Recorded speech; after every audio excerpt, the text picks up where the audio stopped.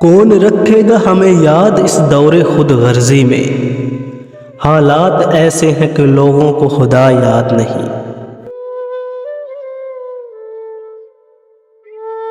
हम कौन है क्या हैं बखुदा याद नहीं। अपने असलाफ की कोई भी अदा याद नहीं।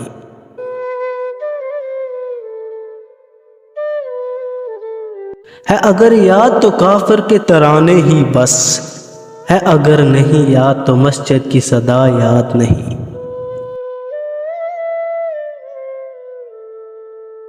बिनते हवा को नचाते हैं सरेआम महफिल में, कितने संग दिल हैं कि रस्म हया याद नहीं।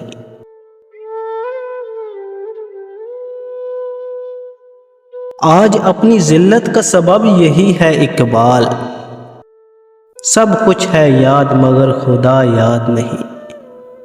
सब कुछ है याद मगर खुदा याद नहीं।